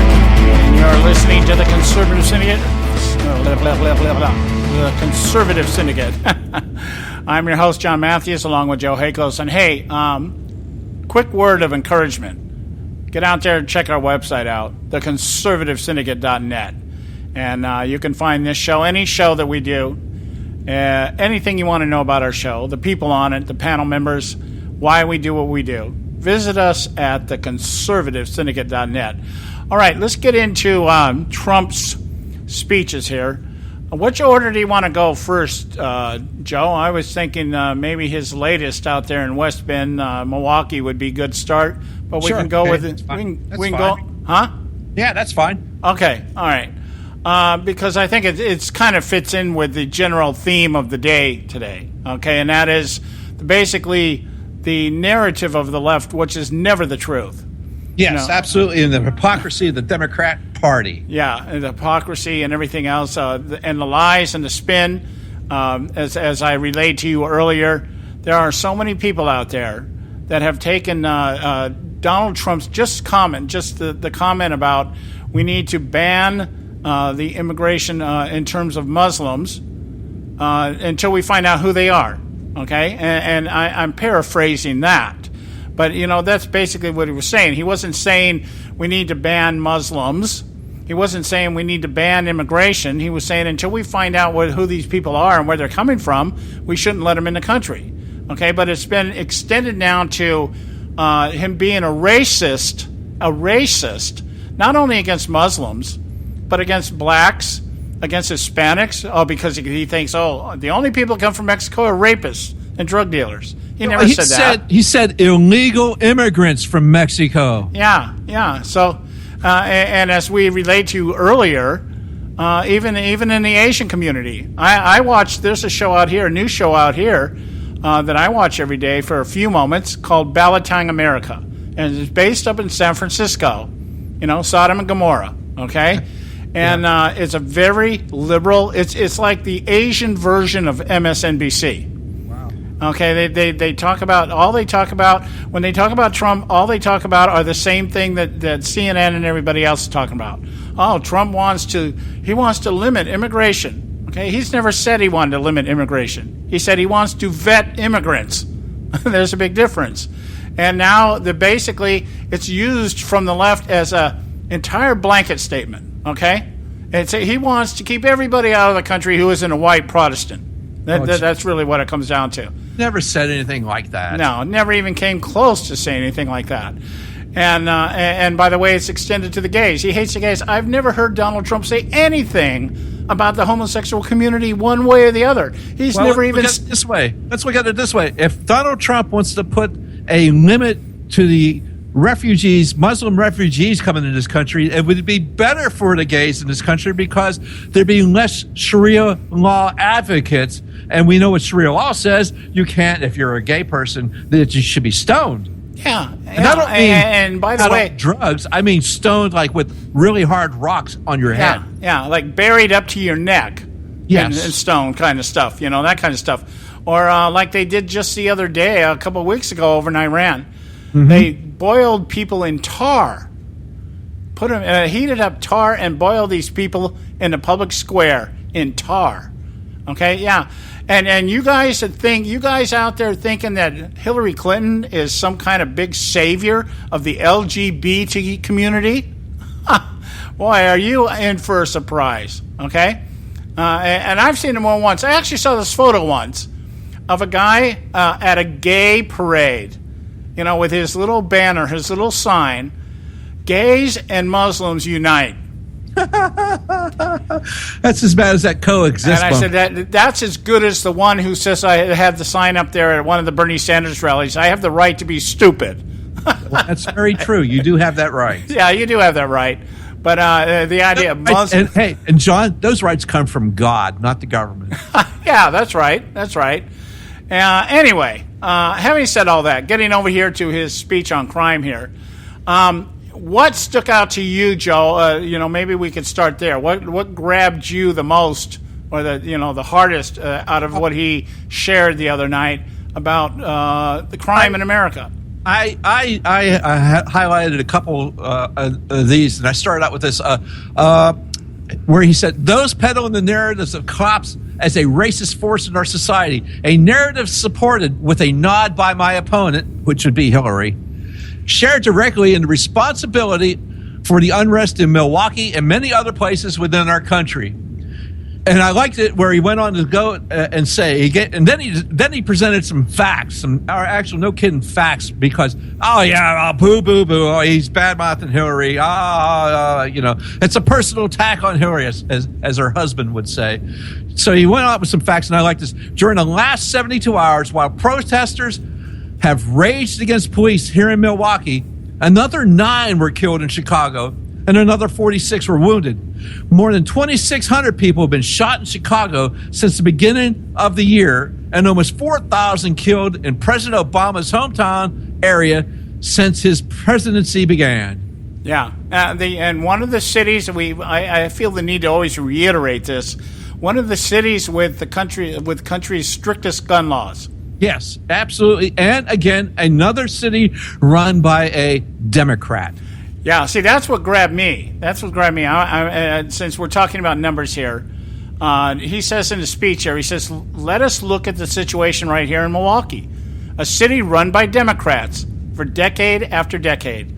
Last year, killings in this city increased by 69%, plus another 634 victims of non-fatal shootings. 18 to 29-year-olds accounted for nearly half of the homicide victims. That's gangs. Okay? The poverty rate here is nearly double the national average." Now, this is kind of a double-loaded gun here because he's got Scott Walker, the governor. I'm surprised the left hasn't launched in Walker, but he's not a threat right now, I guess, so it doesn't make any difference. But anyway... Well, I like the paragraph just before that one, John.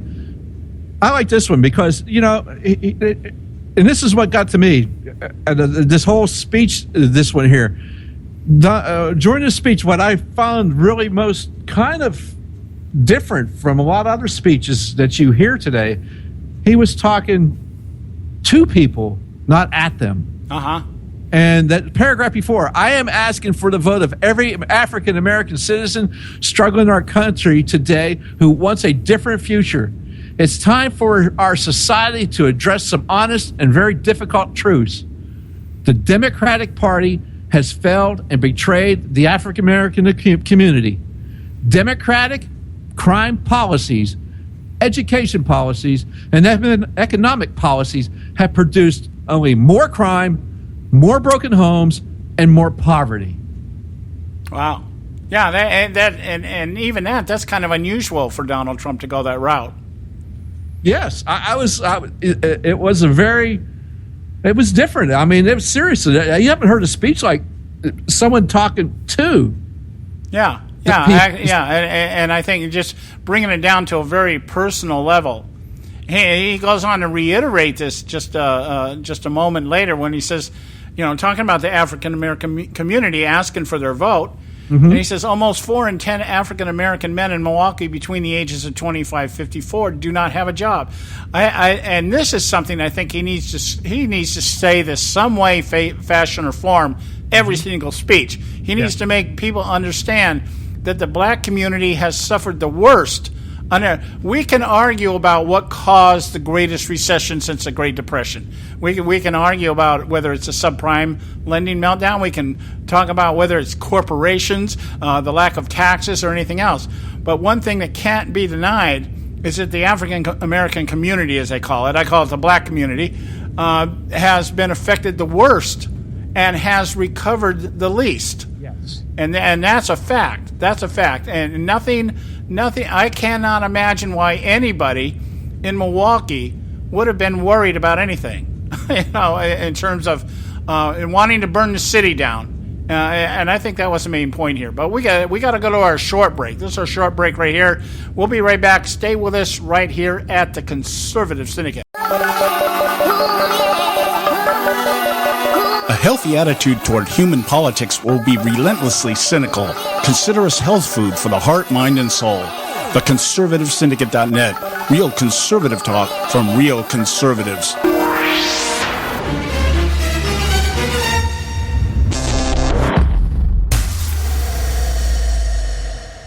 Hey folks, if you're like me, you don't place a whole lot of trust in today's media for the real truth and facts regarding the volatile world of finance and politics. When I want the real scoop on money, I go to the most trusted source I know, my good friend and colleague, Bob Cardoso. Bob is a noted expert with a PhD in international finance who airs his nationally known, globally syndicated show, Robert Cardoso Live Daily, Monday through Friday, 3 to 5 p.m. Pacific Time. With Bob, you get the right information at the right time from someone who knows his business and can help you make the right decisions concerning yours. Again, Bob airs daily, Monday through Friday, 3 to 5 p.m. Pacific Time. Visit his website at robertcardosolive.com for information regarding stations and topics. That's robertcardosolive.com. Check Bob out. You'll be glad you did.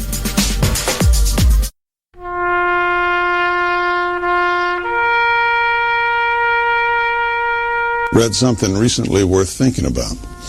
It's the soldier, not the campus organizer, who's given us freedom to demonstrate. It's the soldier, not the reporter, who's given us freedom of the press. It's the soldier, not the poet, who's given us freedom of speech. It's the soldier who serves under the flag, who defends the protesters' right to burn the flag. Isn't it time now to demonstrate that we support our troops? Were it not for the brave, there'd be no land of the free. Fred Thompson's message was brought to you by CitizensUnited.org.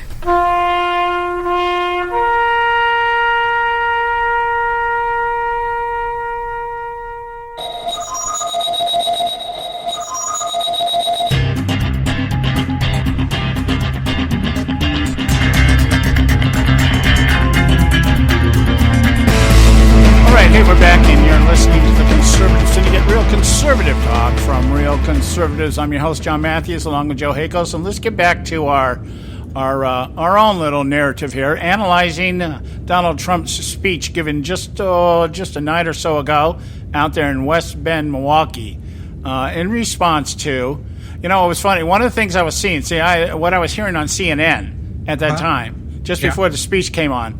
They were talking to the protesters out there in Milwaukee, and they were all saying, "Well, what's Trump got to bring to us? What has he done for us? What's he bringing to the table? That kind of stuff."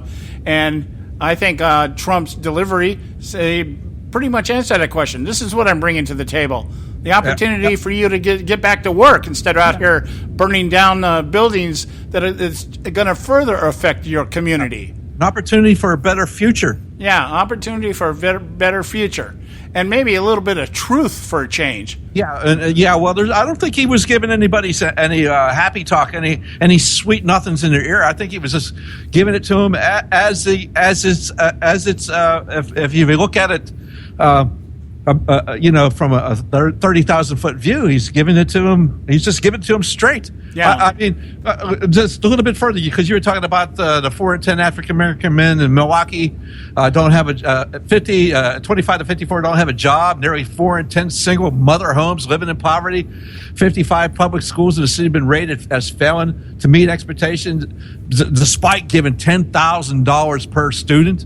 There's only 60% graduation rate, one of the worst school systems in the country. Remember, we talked about that, where they're going to have Black Lives Matter curriculum. Yeah. Remember before we were talking about one quick note here about the $10,000 in funding per pupil. Okay, Mm-hmm. that comment here.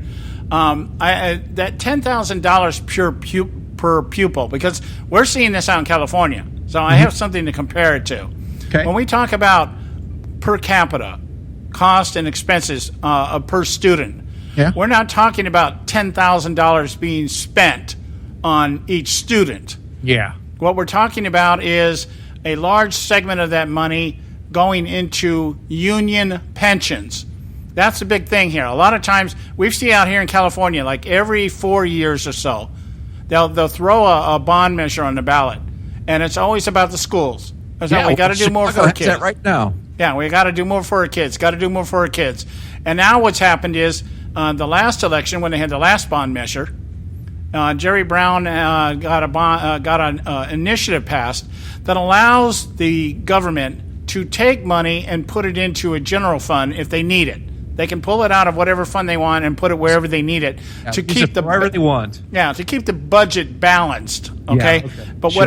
what it is all this money is being filtered into pensions for the unions. Yeah, it's a slush fund. It's a slush fund, and so when we talk about $10,000 in per pupil, well, if that's the case, why are all the schools overcrowded? Why do we have a lack of teachers?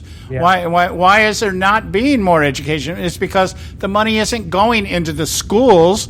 It's going into the pensions of people that don't even teach anymore. Yeah. There you go. Well, it's typical Democratic Party. Yeah. Hey, let's move on a little bit so we can get most of this done before the end of the day.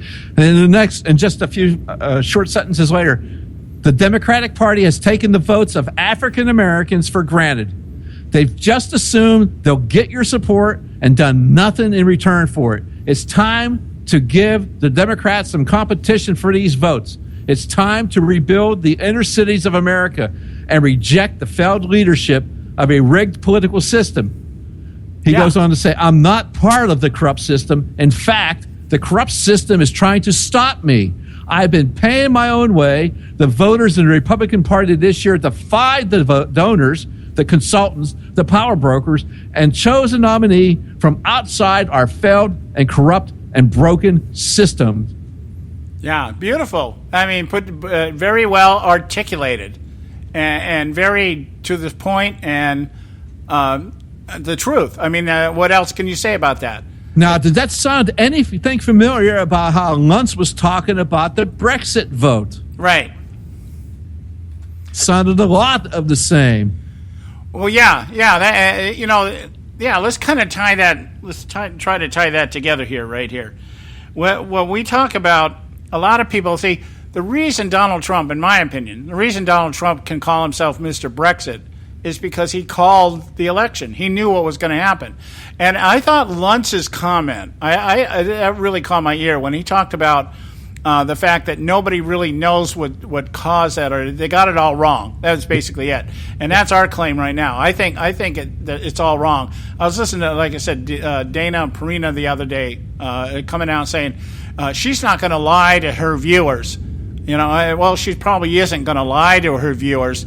She's just going to buy into the narrative. She's just not going to tell them the truth. Yeah, that the polls mean something, okay, and the polls are accurate and everything else, because the establishment is at risk here. It's all about, we just can't have Trump. Well, as Trump just points out here, the reason why we've never really been able to solidify what the big beef is between the establishment and Trump. other than the fact that the establishment can't control him. But the other side of the coin is he is exposing what they really are. Yeah. And that bothers them because that is what is a threat. It's not the Republican Party. The Republican Party died a long time ago. It's the political class of both parties. It's the elites. It's the people running the show. It's the people pushing the money and making financial decisions, getting rich off the back.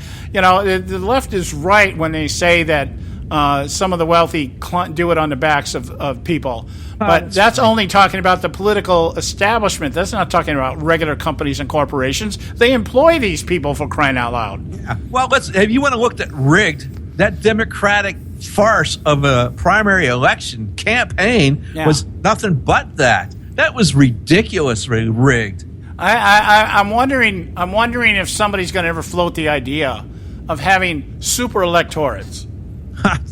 Okay, let's have a certain segment of the electorate which can vote whichever way they want. Let's say a state like California, we have well over 100 electoral votes. I think it's close to.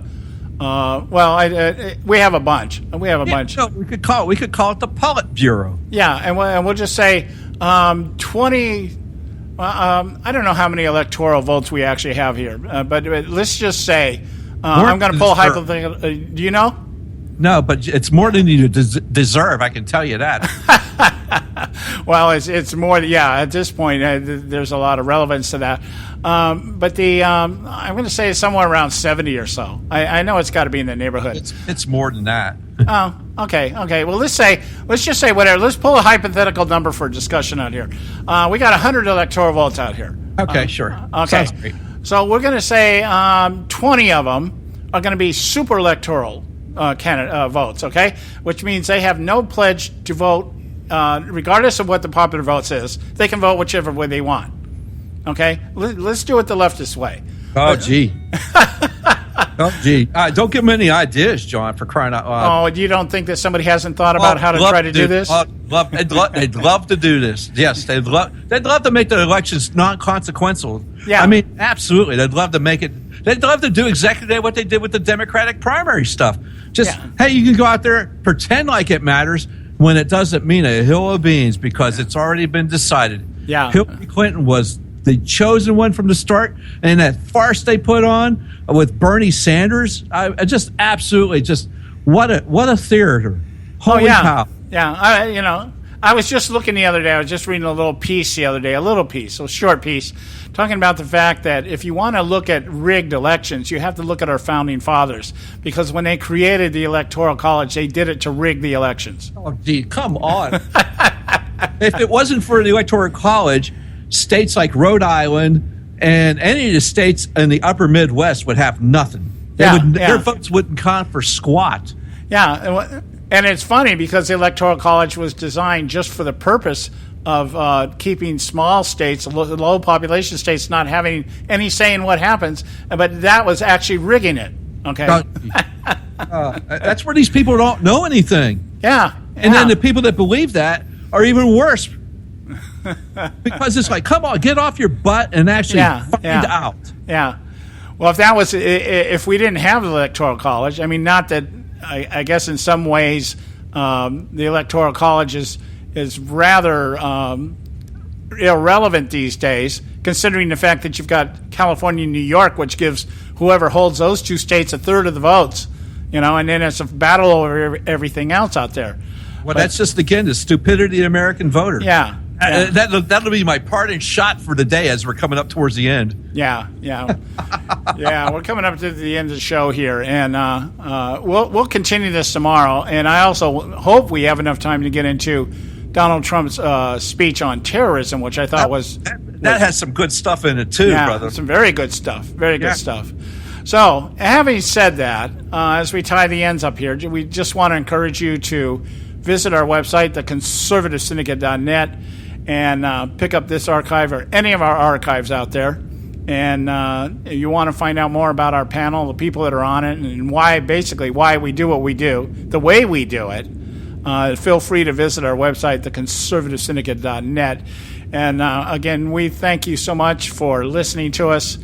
Your loyalty is greatly appreciated, and we have fun doing what we're doing. But there is a method to our madness and a very specific motive, and that is to restore this great republic of ours. So, having said that, well, let's see. I got a couple minutes here. I don't want to just sign off just right this instant here. You have 1 minute left. You have 1 minute left. You got no time, John. You got to stop. Yeah, Go. I know. I'm looking at a couple of things here. Oh, there it is. Okay, I hit the magic number. Hit the magic number. We'll talk to you guys tomorrow. We love you. See you later.